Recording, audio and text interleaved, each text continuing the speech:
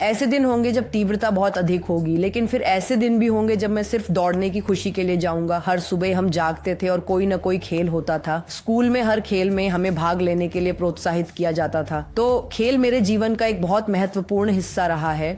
मेरे जीवन में कोई पछतावा नहीं है, क्योंकि जो कुछ भी मैंने किया है, जहां भी मैं गया हूं, जो भी गलतियां मैंने की हैं, उन्होंने मुझे आज जो मैं हूं वह बनाया है। तो इनमें से कुछ भी स्वाभाविक रूप से नहीं आया और मैं हर दिन इस पर कड़ी मेहनत करता हूं। आज भी अगर आज मैं भारत में नंबर 1 हूं तो मैं उस बिंदु तक कैसे जाऊं जहां मैं विदेश जाऊं। और याद रखिए, मैं एक आर्मी का बच्चा हूं, मैं अत्यधिक देशभक्त हूं, मुझे अपने देश से प्यार है।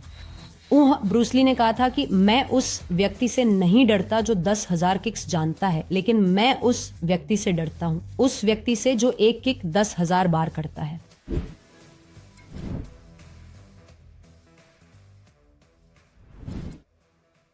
आज मैं अद्भुत टिमटिम शर्मा के साथ हूँ। घुड़सवारी से लेकर ट्रायथलीट तक और पर्वतारोहण से लेकर योग तक कोशिश करना एक कौशल है और उन्होंने इसे बखूबी किया है। चलिए जानते हैं कैसे। हमारे शो में आने के लिए धन्यवाद श्रीमती शर्मा। यहाँ आपका होना बहुत अच्छा है। यहाँ होना इस बहुत अच्छा है, मुझे बुलाने के लिए धन्यवाद। आपने शुरुआत की, आपने वित्त किया, आपने फिटनेस किया, आपने दौड़ लगाई, आपने साइकिलिंग तैराकी भी की। और जो लोग आपकी कहानी से परिचित नहीं है, मैं जानना चाहूँगा कि क्या आप अपने बैकग्राउंड के बारे में थोड़ा साझा कर सकते हैं और आप वहाँ कैसे पहुँचे? ये एक लंबी कहानी है, क्योंकि जाहिर है कि मैं 41 साल का हूँ। मैंने शुरुआत की, खैर मैं एक आर्मी का बच्चा हूँ, तो जाहिर है खेल हमेशा से महत्वपूर्ण रहा है जब से मुझे याद है। तो जब हम छोटे बच्चे थे, हमें पानी में फेंक दिया जाता था और बस छींटे मारते थे, है ना। तो मुझे लगता है कि इसका बहुत सारा हिस्सा परवरिश से आता है। अनुशासन रहा है, इसलिए हर सुबह हम उठते थे और कुछ ना कुछ खेल होता था।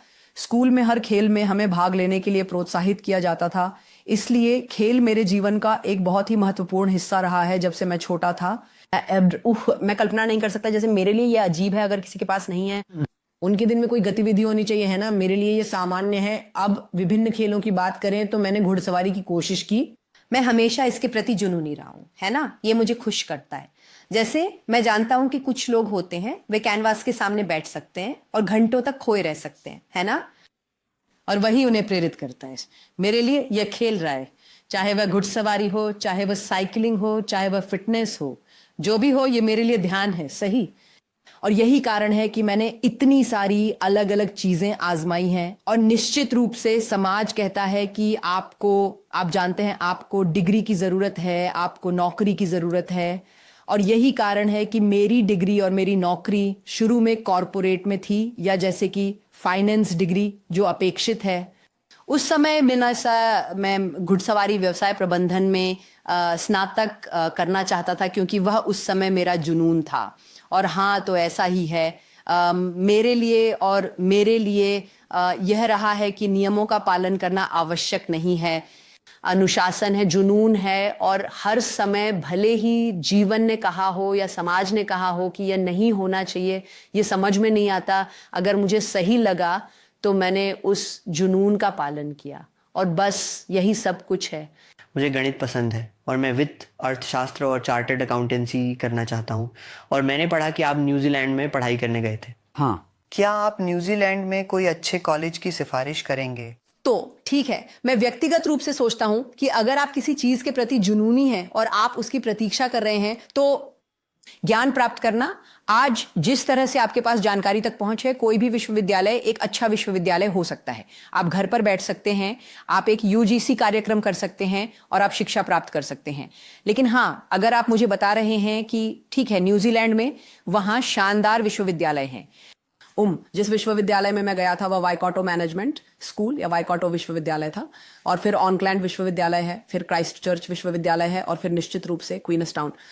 उनके पास सबसे अच्छे पशु चिकित्सा विश्वविद्यालयों में से एक भी है, क्योंकि जाहिर है मैं घोड़ों में रुचि रखता था, इसलिए मुझे इसके बारे में भी पता करना पड़ा।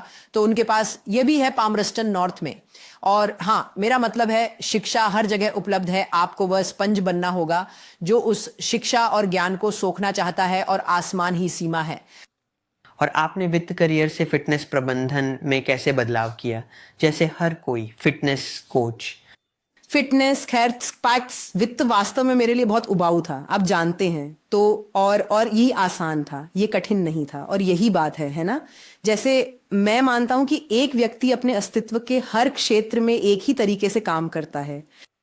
तो अगर आप अच्छे हैं, जैसे लोगों से बात करने और संवाद करने और बिक्री में अगर आप मिलनसार हैं, तो आप अपने व्यक्तिगत संबंधों में भी ऐसे ही होंगे, आप अपने कार्य संबंधों में भी ऐसे ही होंगे, और हर पहलू में, क्योंकि ये एक इंसान की बुनियादी प्रकृति है। और मेरे लिए मुझे जो भी परियोजना मैं करता हूं उसमें शामिल होना या समझना पसंद है। तो जब मैं वित्त कर रहा था, मुझे ये जरूरी नहीं कि पसंद था, लेकिन मैं इसमें काफी अच्छा था। हालांकि ये मुझे वह चिंगारी या वह खुशी नहीं दे रहा था। आप जानते हैं, वह खुशी और संतोष और संतुष्टि का एहसास बार बार वही काम करने के लिए, क्योंकि समय के साथ और यहाँ तक कि मेरी भूमिका में मैं बहुत कुछ करता था। मैंने एक रिकवरी एजेंट के रूप में शुरुआत की और फिर मैं लीडरशिप मैनेजमेंट प्रोग्राम में चला गया और ये सब। लेकिन मेरे करियर के बाद के हिस्से में, मेरे कॉर्पोरेट करियर में, मैं बहुत सारे प्रोजेक्ट्स कर रही थी जो कुछ इस तरह थे, यहां अराजकता है, उसे लाओ, वह एक अच्छा प्रक्रिया या संरचना बनाएगी। और फिर जब उस प्रक्रिया को बस प्रबंधित करने का समय आया तो ये मेरे लिए उबाऊ हो गया, क्योंकि यह रख रखाव था। तो मुझे चुनौती का एहसास पसंद है, और मेरी भूमिका में अंततः जहां भी मैं गई, यह अधिकतर यथास्थिति बनाए रखने के बारे में हो गया, और वह मेरे लिए उबाऊ था। चाहे वह संख्याओं में विसंगतियों के बारे में हो, ये क्यों हो रहा है, राजस्व में अंतर के बारे में समझाना, सभी वह था। अंततः यह था, जैसे मैं संख्याएं देख सकता था, मैं वो कहानी सुना सकता था जो वे मुझे बताने की कोशिश कर रहे थे, मैं इसे उन लोगों को समझा सकता था जो कहानी सुनना चाहते थे, लेकिन ये बार बार वही चीज थी और ये मेरे लिए उबाऊ और एकरस हो गया। अब आज मैं बिना रुके 5 घंटे तक साइकिल चला सकता हूं, लेकिन ये मेरे लिए उबाऊ नहीं है। और यह शायद आप जानते हैं, जैसा कि वे कहते हैं, प्रवाह की स्थिति में होना, जैसे अपनी रुचि को खोजना और वास्तव में इसका आनंद लेना, यही मुझे खुश करता है। और इसलिए कॉर्पोरेट करियर से फिटनेस करियर की ओर बदलाव हुआ है। क्या आपने कभी इस निर्णय पर पछतावा किया? कभी नहीं, कभी नहीं। मुझे जीवन में कोई पछतावा नहीं है, क्योंकि जो कुछ भी मैंने किया है, जहां भी मैं गया हूं, जो भी गलतियां मैंने की हैं, उन्होंने मुझे आज का व्यक्ति बनाया है और मैं आज के व्यक्ति से प्यार करता हूं। और गलतियां करना बढ़ने का एक बहुत ही महत्वपूर्ण हिस्सा है, व्यक्तित्व विकास का महत्वपूर्ण हिस्सा है।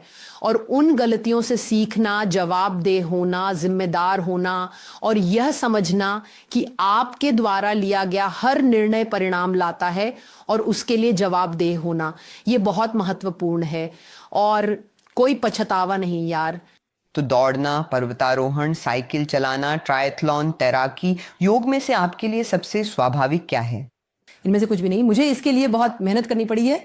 इसे आसान और स्वाभाविक दिखाने के लिए मुझे वास्तव में बहुत बहुत मेहनत करनी पड़ी है। इनमें से कुछ भी मेरे लिए स्वाभाविक नहीं है। लेकिन मेरा पहला पसंदीदा खेल दौड़ना था, और इसका कारण ये था कि मैं हर सप्ताहांत जाता था और एक इवेंट जीतता था, क्योंकि कहीं ना कहीं जेनेटिक्स भी एक भूमिका निभाते हैं, है ना। मैं स्वाभाविक रूप से लंबी दूरी में थोड़ा तेज था और मुझे एक पेचेक मिलता था। मेरा मतलब है, आज मुझे इनाम के रूप में पैसे मिलते थे तो मुझे एक चेक मिलता था। मैं घर आता था और मैं अपने सभी दोस्तों को बाहर ले जाता था, और इस तरह दौड़ना मेरे लिए स्वाभाविक बन गया। वे कहते थे, ओ हाँ, वो हर सप्ताहांत जाएगी और वो वापस आएगी और हम सब बाहर जाएंगे। इस तरह ये हुआ, और फिर निश्चित रूप से समय के साथ मुझे इसका आनंद आने लगा। ये जानबूझकर नहीं था, ओ मैं एक मैराथन करने जा रही हूं। ये संयोगवश शुरू हुआ और फिर ये अपने आप में एक जीवन ले लिया। और ये शायद कुछ ऐसा है जिसे हर किसी को समझने की जरूरत है कि किसी चीज में अच्छा बनने के लिए आपको कड़ी मेहनत करनी होगी। सफलता का कोई शॉर्टकट नहीं है। तो आपको जाना होगा, अनुभव करना होगा, आप जानते हैं, प्रयोग करना होगा। जैसे आप जानते हैं, जब तक आप ये नहीं जानते कि बाहर क्या है, आपको कभी पता नहीं चलेगा कि आपको क्या पसंद है ना। सोफे पर बैठकर कहना आसान है, ये अच्छा नहीं है, वह अच्छा नहीं है, लेकिन जब तक आप जाकर इसे अनुभव नहीं करते, आपको कभी समझ नहीं आएगा कि आपको वास्तव में ये पसंद है या नहीं। इसलिए बाहर जाओ, चीजें चुनो, अनुभव करो, और फिर एक सूचित निर्णय लो, और फिर सोचो, यही है जो मैं वास्तव में करना चाहता हूं, और फिर उस पर बहुत बहुत मेहनत करो, बहुत बहुत लंबे समय तक, और कोई परिणाम की उम्मीद मत करो। आप जानते हैं, कोई शॉर्टकट नहीं है, बस इतना ही। तो इनमें से कुछ भी स्वाभाविक रूप से नहीं आया, और मैं हर दिन इस पर कड़ी मेहनत करता हूं, आज भी। मुझे क्रिकेट पसंद है और गेंद के मेरे बल्ले से टकराने की आवाज बहुत सुकून देती है। आपके लिए सबसे अधिक उपचारात्मक चीज क्या है? मेरे पास बहुत कुछ है सच में। जैसे जो कुछ भी मैं करता हूँ वो मेरे लिए चिकित्सीय है, ठीक है। तो चाहे वह जिम में बहुत भारी वजन उठाना हो, ठीक है, चाहे वह बस एक कदम दूसरे के आगे रखना हो। जैसे कुछ दिन ऐसे होंगे जब तीव्रता बहुत अधिक होगी, लेकिन फिर कुछ दिन ऐसे भी होंगे जब मैं सिर्फ दौड़ने की खुशी के लिए जाऊंगा और करूंगा। या ये एक पैडल स्ट्रोक के बाद दूसरा होता है। तैराकी मैं अभी वहां नहीं पहुंचा हूं, लेकिन मैं प्रयास कर रहा हूं। तो एक बार जब ये आपके लिए इतना स्वाभाविक हो जाए, है ना, फिर ये बस ये बस जैसे जवाब इसका समय करते हैं। और ये है जो क्या यह ब्रूसली ने कहा था कि मुझे उस व्यक्ति से डर नहीं लगता जो 10,000 किक्स जानता है, लेकिन मैं उस व्यक्ति से डरता हूँ, उस व्यक्ति से जो एक किक 10,000 बार करता है। ये एक समय के बाद थेरेपी बन जाता है, ये स्वाभाविक हो जाता है। जैसे कल अगर आप मुझे आधी रात को बिस्तर से बाहर निकाल कर कहें जाओ 21 किलोमीटर दौड़ो, तो मैं पलक भी नहीं झपकाऊंगा। मैं कहूंगा ठीक है चलो, कोई समस्या नहीं। जब मैं आपके बारे में पढ़ रहा था, मैंने सीखा कि आप 5 बार के बोस्टन क्वालिफाइड मैराथनर हैं, एएमसी क्वालिफाइड माउंटेनियर हैं और ब्रूक्स इंडियन एथलीट हैं। ये प्रतियोगिता प्रारूप क्या है? ठीक है, तो पहला था बॉस्टन क्वालिफाइड। तो मैराथन में विश्व प्रमुख होते हैं। अब उन लोगों के लिए जो नहीं जानते, मैराथन एक 42.2 किलोमीटर की दौड़ होती है, सही। आधा मैराथन 21.1 है। 10 के का मतलब 10 किलोमीटर और 5 के। और चूंकि मैं एक ऐसी जगह पर हूँ या एक ऐसे स्थान पर हूँ जहां मैं युवा लोगों को शिक्षित कर सकता हूँ, 5 किलोमीटर एक दौड़ है। ये 5 किलोमीटर मैराथन नहीं है। एक मैराथन केवल 42.2 किलोमीटर होती है और बस वही है, सही। अब समय के साथ मैराथन की दूरी, क्या आप लोग जानना चाहते हैं? क्या आप जानना चाहते हैं कि मैराथन की उत्पत्ति कैसे हुई? हाँ, ठीक है। तो मैराथन तो एक युद्ध हुआ था, सही, और ग्रीक जीत गए।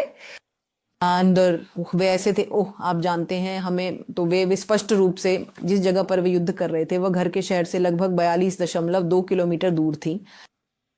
तो वे कहने लगे हमें सूचित करना है। और वे तो एक आदमी ने कहा ठीक है मैं दौड़ूंगा और मैं वहां जाकर सबको सूचित करूंगा कि हमने जीत हासिल की है। तो यह मैराथन से था। मैराथन वह जगह थी जहां ये हो रहा था, एथेंस तक। तो वह दौड़ते हुए गया और वहां पहुंचा और उसने सबको बताया हम जीत गए। और फिर वह गिर गया और उसकी मृत्यु हो गई। और अब हम इसे मैराथन दौड़कर मना रहे हैं, ठीक है, जो अपने आप में मजेदार है। लेकिन इसी तरह मैराथन दूरी का खेल शुरू हुआ, ठीक है। अब मैराथन में अब हर जगह मैराथन हो रहे हैं। 42.2 तो बेंगलुरु मैराथन है, मुंबई मैराथन है, ये बड़े वाले हैं। भारत में नई दिल्ली मैराथन, इसी तरह कुछ मैराथन हैं जो आपको उनके लिए क्वालिफाई करना होता है। जैसे आपके पास कुछ समय लक्ष्य होते हैं जिन्हें आपको पूरा करना होता है ताकि आप इसके लिए क्वालिफाई कर सकें, और ये कठिन समय लक्ष्य होते हैं। बोस्टन उनमें से एक है। तो 6 वर्ल्ड मेजर्स हैं जो अब 7 हो गए हैं, जो दुनिया के प्रमुख मैराथन हैं। बोस्टन उनमें से एक है और ये उनमें से एक है। खैर न्यूयॉर्क सबसे कठिन है और फिर क्वालिफाई करने में बोस्टन दूसरे स्थान पर आता है। तो 5 बार बोस्टन के लिए क्वालिफाई करने का मतलब है कि मैंने मैराथन दूरी दौड़ी है। खैर कुल मिलाकर मैंने मैराथन दूरी 7 बार दौड़ी है, जिनमें से 5 बार मैंने बोस्टन मैराथन के लिए क्वालिफाई किया है। मैंने चुना नहीं कि जाऊं और दौड़ूं, क्योंकि फिर मैं विचलित हो गया और फिर मैं ट्रायथलॉन में लग गया और फिर ये मेरी बकेट लिस्ट में नहीं था कि इसे और करना है। लेकिन ये आपकी बोस्टन क्वालिफिकेशन है एक अधिक मैराथनर के रूप में। अगला जो था वह था एएमसी। एएमसी को कहा जाता है, ये एडवांस्ड माउंटेनियरिंग कोर्स का संक्षिप्त रूप है। तो अब जब आप एक पहाड़ पर चढ़ना चाहते हैं, और हम उस देश में रहने के लिए धन्य हैं जिसमें दुनिया के सबसे युवा और ऊंचे पहाड़ हैं। क्या आप हिमालय गए हैं? नहीं। तुम्हें जाना होगा। ये एक अलग स्तर पर विनम्रता है। जैसे तुम वहां एक चींटी की तरह महसूस करते हो। प्रकृति इतनी सुंदर है, ये इतनी विशाल है, इतनी विस्तृत है और ये इतनी विनम्रता से भरी है। और वहां कुछ भी तुम्हारी मदद नहीं कर सकता, केवल तुम खुद अपनी मदद कर सकते हो। तुम्हें अपना सामान खुद उठाना होगा, आपको अपना खाना खुद बनाना होता है, आपको पहाड़ पर खुद को ले जाना होता है ना। ये बस आप हैं जैसे कि पूरी तरह से नग्न, शाब्दिक रूप से नहीं बल्कि आपके और प्रकृति के संदर्भ में। वहां कुछ भी आपकी मदद नहीं कर सकता। कुछ स्थान ऐसे होते हैं जहां हेलीकॉप्टर भी नहीं उतर सकते क्योंकि हवा इतनी अशांत होती है। हेलीकॉप्टर भी वहां नहीं उतर सकते। तो खैर जब आप पहाड़ पर चढ़ने जाना चाहते हैं तो इसे अभियान कहा जाता है। और कभी कभी तो वह भी अल्पाइन शैली होती है, या आपके पास एक नियमित अभियान होता है जहां लगभग 20 लोग होते हैं, और फिर आपके पास गधे या घोड़े या टट्टू होते हैं जो आपकी मदद करते हैं, और वहां कुली होते हैं जो आपकी मदद करते हैं। अल्पाइन तब होता है जब आप अपना सामान खुद ले जाते हैं, और फिर ये सिर्फ आप और प्रकृति होते हैं, सही। और ये आमतौर पर 2 या 3 लोग होते हैं। ये बहुत तेज होता है क्योंकि जितना दुबला आप होते हैं उतना तेज आप हो सकते हैं। ये आपकी कौशल पर निर्भर करता है। और फिर आपके पास पोर्टर होता है। ये ऐसा है जैसे आप एक पूरा गांव अपने साथ ले जा रहे हैं जब आप चल रहे होते हैं, इसलिए ये थोड़ा धीमा होता है। आप एक ग्लेशियर की गति से चलते हैं, इसलिए किसी भी अभियान को करने के लिए आपको एक बुनियादी पर्वतारोहण प्रमाण पत्र की आवश्यकता होती है। उसे बीएमएससी कहते हैं। जब आपको वास्तव में ये पसंद आता है, क्योंकि जैसा कि मैंने आपको बताया मेरे स्वभाव के अनुसार मुझे कुछ पसंद आता है तो मैं जाऊंगा और सब कुछ करूंगा। तो मैं गया और मैंने बीएमएससी किया, मैंने एक अभियान किया, मुझे ये वास्तव में पसंद आया और मैं ऐसा था यार मुझे इसे बेहतर समझना है। मैं और अधिक बहादुर बनना चाहता हूँ, और मैं जैसे कूल गियर पहनना चाहता हूँ, और मैं चढ़ाई करना चाहता हूँ, और मैं जैसे आइस एक्स का काम करना चाहता हूँ, है ना। ये बहुत कूल है। तो मैं गया और किया। तो अभियानों की योजना बनाने में सक्षम होने के लिए, अल्पाइन शैली के अभियानों को करने में सक्षम होने के लिए, जहां आप खुद जा सकते हैं या आप लोगों को अपने साथ ले जा सकते हैं, आप जानते हैं सब कुछ योजना बनाने के लिए आपको एक उन्नत पर्वतारोहण कोर्स करना होगा, और वह AMC योग्यता है। तो ब्रूक्स रनिंग, तो ब्रूक्स एक ब्रांड है जो विशेष रूप से रनिंग के लिए है। वे केवल रनिंग मैकेनिक्स पर ध्यान केंद्रित करते हैं, और उनके पास एक पूरी रेंज की प्रोडक्ट्स थी, लेकिन फिर उन्होंने कहा ठीक है, आप जानते हैं क्या, हम केवल दौड़ पर ध्यान केंद्रित करना चाहते हैं और सर्वश्रेष्ठ प्रदर्शन लाना चाहते हैं जो उपकरण एक धावक की मदद कर सकता है। और उनके पास बहुत कुछ है। उनके पास, जैसे मुझे लगता है इस साल उनके पास भारत भर में लगभग 6 एथलीट हैं और जिन्हें उन्होंने चुना है, और मैंने और वे एथलीट का समर्थन करते हैं। तो मैं उन 6 में से एक हूं। मैं भाग्यशाली हूं और मैं उनके साथ पिछले 3 साल या 4 साल से हूं, शुरुआत से। और वो टीम बहुत प्यारी है क्योंकि वह एक टीम है जो एक दूसरे का जश्न मनाती है, जैसे हम सब एक दूसरे की जीत का जश्न मनाते हैं। कोई ईर्ष्या नहीं है, कोई ऐसा नहीं है ओह वह मुझसे बेहतर कैसे हो सकता है, ये ऐसा है वाह मैं तुम्हें बेहतर बनने में कैसे मदद कर सकता हूं, है ना। और ये एक बहुत ही सुंदर माहौल है। गैर विजाक्त, सच कहूं तो क्योंकि प्रतिस्पर्धी माहौल में जब आमतौर पर यह बहुत विजाक्त हो जाता है, तो यह विशेष पारिस्थितिकी तंत्र भी प्रोत्साहित करता है। और यही मैं आपके साथ साझा कर रहा हूं क्योंकि आप अगली पीढ़ी के रूप में आपको अपने आसपास के लोगों को प्रोत्साहित करने की आवश्यकता है। आपको उनकी ताकतों को बढ़ाने और उनकी कमजोरियों को कम करने में मदद करनी चाहिए। इसी तरह टीमें काम करती हैं। एक टीम बनने के लिए आप एक दूसरे की ताकतों पर काम करते हैं। आप दूसरे व्यक्ति को नीचे खींचने की कोशिश नहीं करते, आप हमेशा उनका जश्न मनाते हैं और उन्हें प्रोत्साहित करते हैं। और आज अगर आप कर सकते हैं तो इसे अपने साथ ले जाएं। अगर आप मुझसे एक चीज सीखें तो वही करें, और यही बात ब्रूक्स ने मुझे कुछ हद तक सिखाई है। मैंने यह भी पढ़ा कि open women Olympic distance triathlon जीतने के बाद आपको मानव शरीर की बायोमैकेनिक्स को समझने के लिए मजबूर होना पड़ा। बायोमैकेनिक का क्या अर्थ है और आप इसे सरल शब्दों में कैसे समझा सकते हैं? बायो क्या है? बायोलॉजी, इसका मतलब है मानव शरीर। यांत्रिकी क्या है? गति। तो सबसे अच्छा तरीका या आपके शरीर को सबसे कुशलता से चलाने का तरीका सबसे सरल तरीके से समझना होगा। तो आपकी फॉर्म क्या है जब ये दौड़ने की बात आती है किसी भी खेल में, क्योंकि इनमें से प्रत्येक खेल अत्यधिक तकनीकी होता है। एक ट्रायथलॉन क्या है? ये 3 खेल हैं। ट्राई 3। पहला है तैराकी। आमतौर पर यह इस तरह से होता है, पहले तैराकी होगी, फिर साइकिल की सवारी होगी और फिर दौड़ होगी। तो इनमें से प्रत्येक तकनीकी है और सुधार करने के लिए सही। अब अंततः जैसे देखो कुछ है जो सहन शक्ति है, जो कि जैसे शलिजारे, करजारे, शख्द मिनुरे, सही, जैसे आप बस गधे की तरह सगावे हैं, जैसे चलते रहो चलते रहो चलते रहो। और ये सहन शक्ति बढ़ाने के लिए बहुत अच्छा है, लेकिन आप इसे कितने समय तक करेंगे? उसके बाद आपको एक अलग चुनौती की जरूरत होती है ना। तो मेरे लिए चुनौती क्या थी? प्रदर्शन। यदि आप लगातार कहीं नंबर 1 बन रहे हैं तो आप क्या करते हैं? आप कुछ ढूंढते हैं या अपने लिए एक और चुनौती बनाते हैं। तो फिर यह एक समय लक्ष्य हो सकता है। मेरे लिए यह एक समय लक्ष्य हो सकता है। ये प्रत्येक विशेष खेल और समग्र खेल में एक समय लक्ष्य हो सकता है। यह हो सकता है तो ट्रायथलॉन में ही एक स्प्रिंट दूरी होती है, एक ओलंपिक दूरी होती है, एक 70.3 दूरी होती है, एक आयरन मैन दूरी होती है। ओह ओह ओह, ये चलता रहता है और चलता रहता है और चलता रहता है। सही, तो मेरी पसंद की दूरी 70.3 है, क्योंकि यह मेरे लिए एक मधुर दूरी है। और फिर विचार यह है कि मैं कैसे बेहतर बनूं, मैं कैसे तेज बनूं। अगर आज मैं भारत में नंबर 1 हूं, तो मैं कैसे उस बिंदु पर जाऊं जहां मैं विदेश जाऊं। और याद रखें, मैं एक आर्मी का बच्चा हूं, मैं अत्यधिक देशभक्त हूं। मुझे अपने देश से प्यार है। जब मैं विदेश में था तब भी मैं सोचता था यार मुझे घर जाना है, क्योंकि आप कितने लोगों को जानते हैं जो विदेश में रहना पसंद करते हैं और फिर घर वापस आना चाहते हैं। मैं उनमें से एक हूं। जैसे मैं अपने देश से कितना प्यार करता हूं, तो अगला लक्ष्य है मैं कैसे सुधार करूं ताकि जब मैं कहीं विदेश जाऊं तो गर्व से अपने देश का झंडा ले जा सकूं और बस वहां खड़ा हो सकूं। जैसे आप जानते हैं, भारत को गर्व महसूस कराना ये एक अलग स्तर की संतुष्टि और तृप्ति है। जब कोई कहता है हाँ वह लड़की भारत से है यार, वहां एक मजबूत एथलीट है, उनका ट्रायथलीट वाकई में बहुत मजबूत है, तो मुझे ये पसंद है और मेरे लिए ये अगला लक्ष्य है। सही तो सवाल क्या था फिर से? बायोमैकेनिक्स।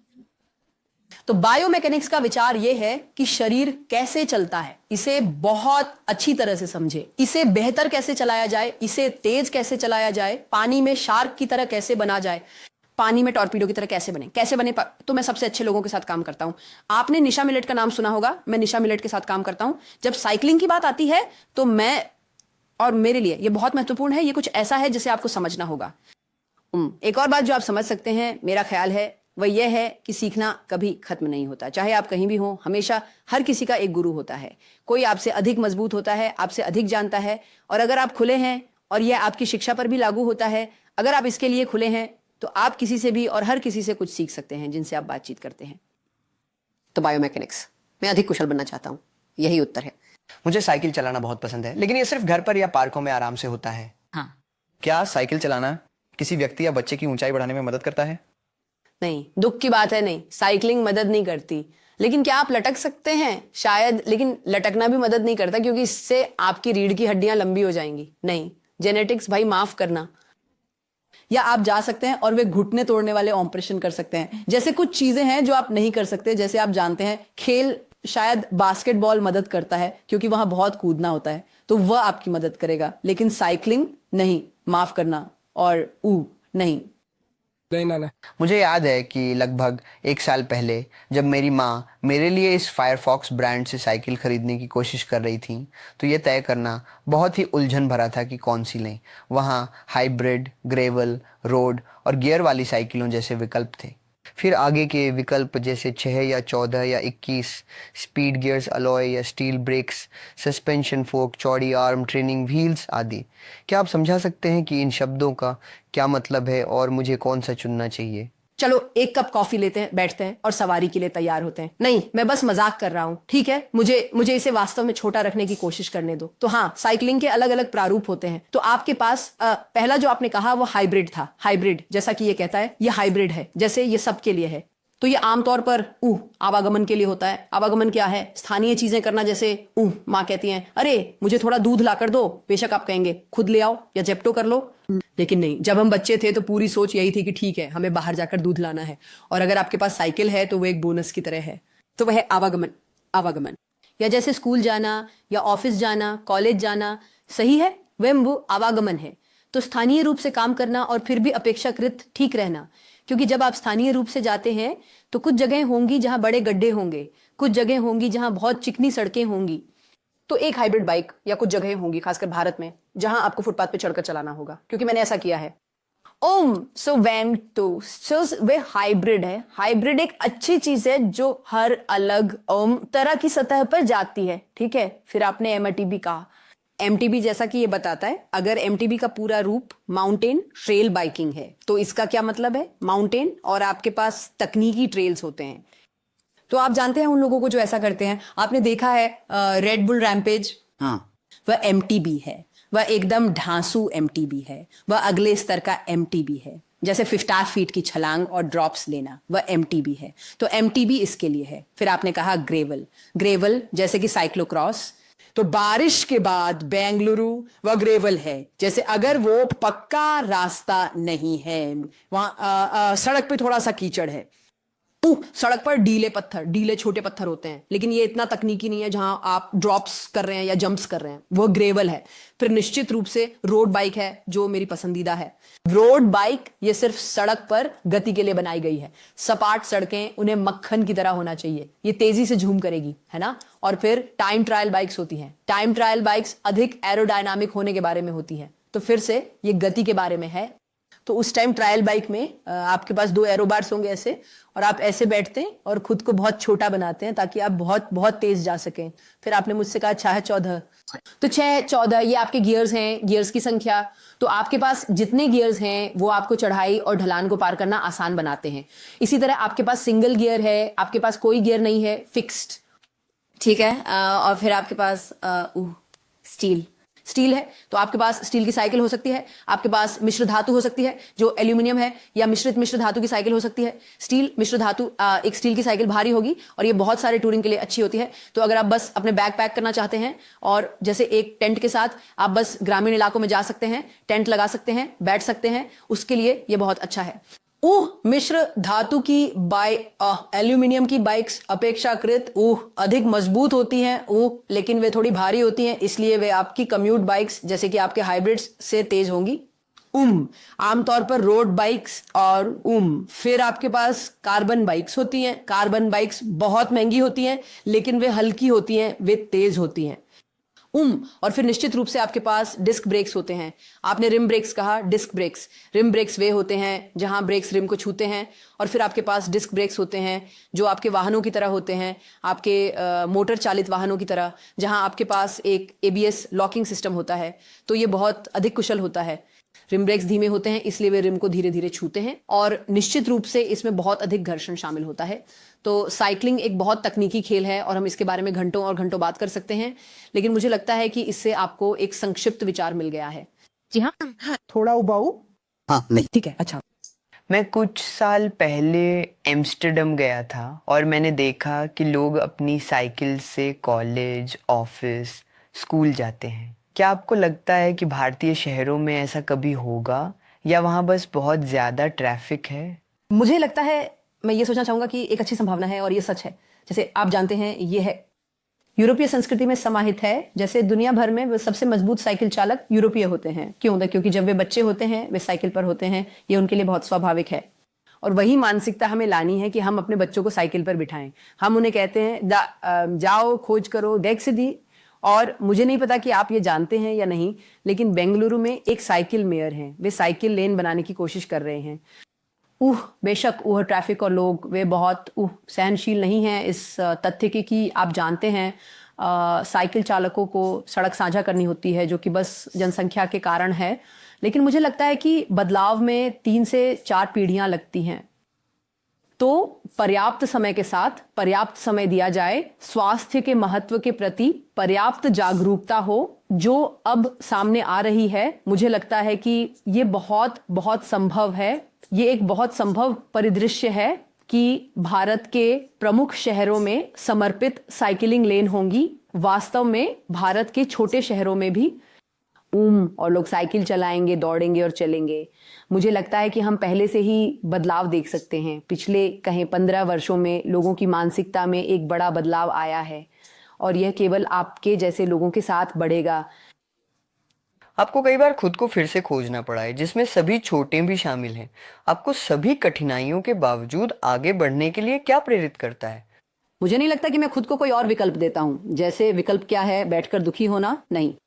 जैसे आपके पास पृथ्वी पर इतना समय है ना, आपके पास एक जीवन है, लेकिन अगर आप इसे सही तरीके से जीते हैं तो एक जीवन ही काफी है, आपको वापस आने की जरूरत नहीं है। जैसे हिंदू दर्शन है, पुनर्जन्म, यह और वह। तो बाहर जाओ, उन सभी चीजों का अन्वेषण करो जो आप अन्वेषण करना चाहते हैं। हम ऐसा करने के लिए बने थे। हमें एक सोफे पर बैठकर और स्क्रीन के सामने अपनी जिंदगी जीने के लिए नहीं बनाया गया था।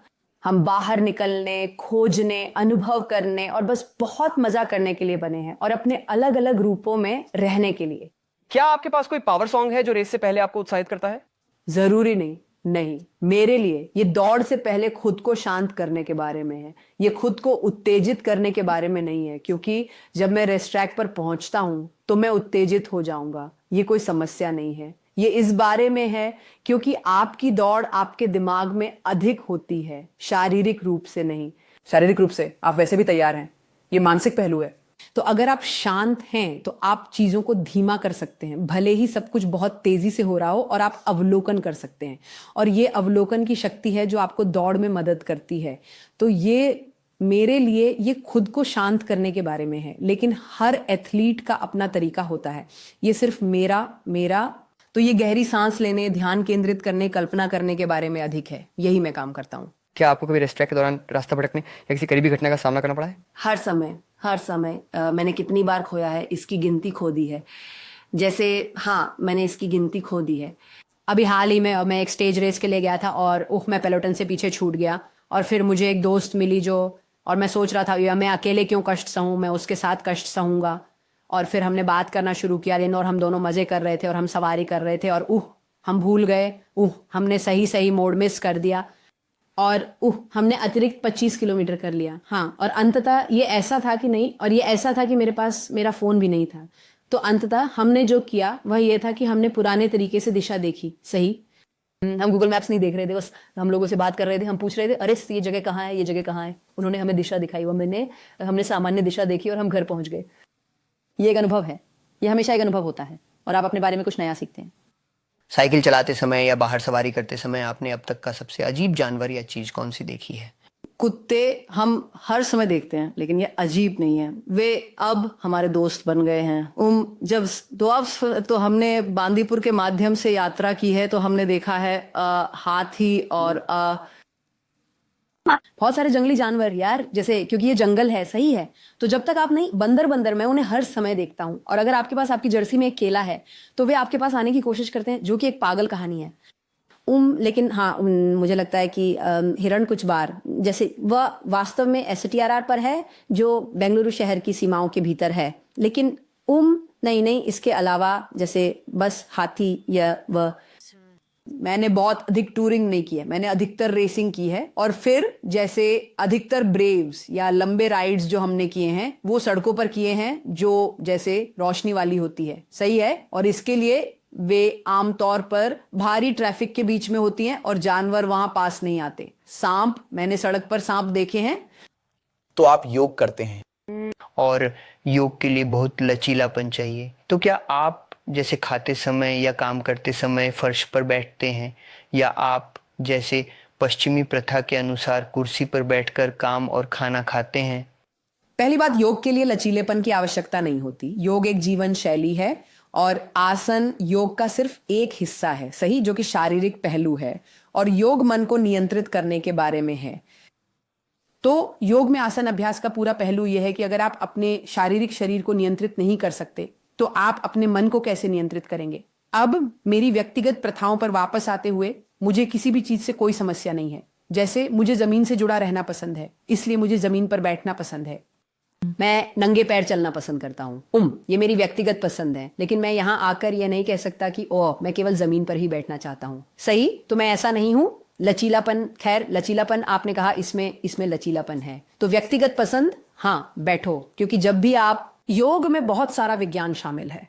सही है, तो जब आप बैठकर खाना खाते हैं तो आप इस बात से अधिक जागरूक होते हैं कि आप कितने संतुष्ट हैं या कितना खाना पर्याप्त है, बनिस्बत इसके कि आप खड़े हैं या इस तरह बैठे हैं। तो ये योग में जो प्रथाएं हैं उनके पीछे कारण हैं, ये बहुत से विज्ञान में पाया गया है।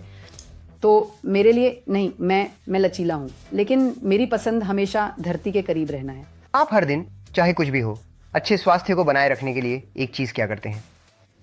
कुछ प्रकार की गतिविधि करें। मुझे लगता है कि यह सबसे महत्वपूर्ण है। हाँ, आपने एक बात कही, तो हाँ, कुछ गतिविधि करें।